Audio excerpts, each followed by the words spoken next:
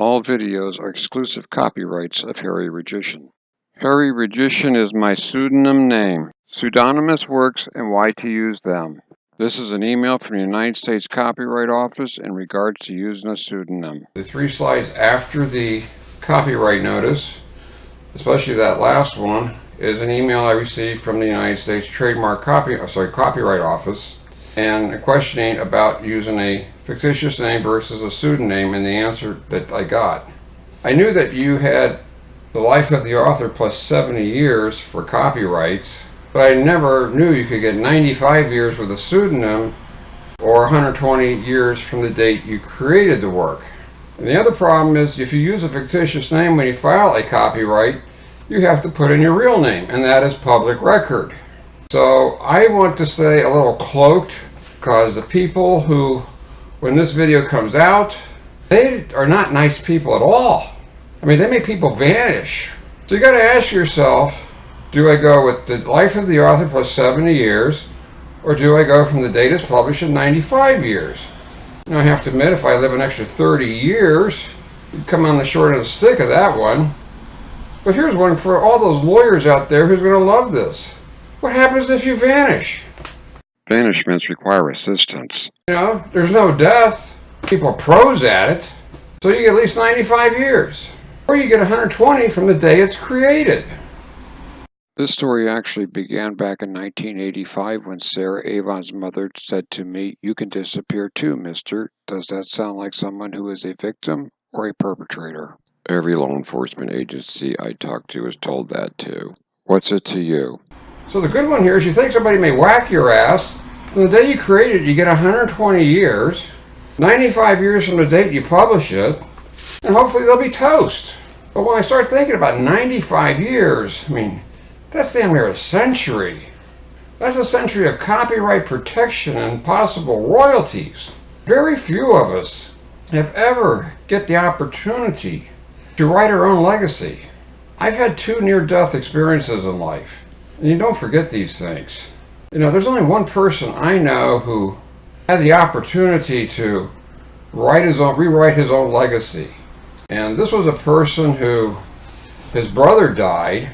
Editorial guy at a newspaper, I believe it was Paris, France, don't quote me, writes this nasty editorial of how this guy deserves basically, you know, all the carnage after death because he's caused so much hellfire and damnation because he made munitions and he supplied armies and governments with munitions to kill everybody and each other.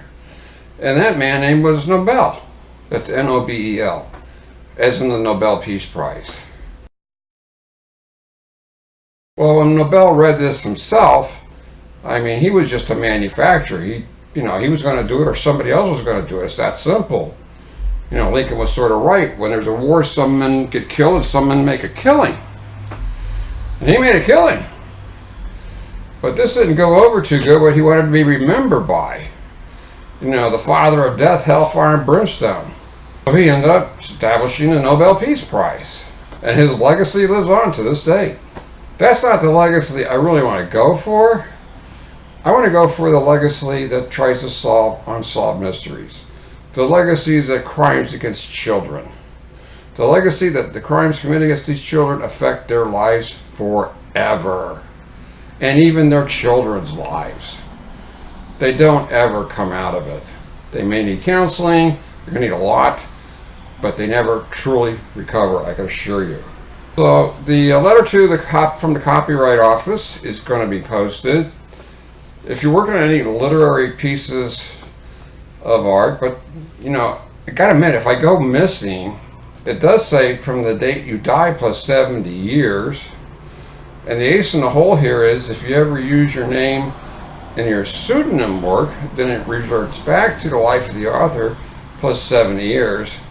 So hopefully my estate attorney will release a printout, you know, 20 years after I vanish or whatever.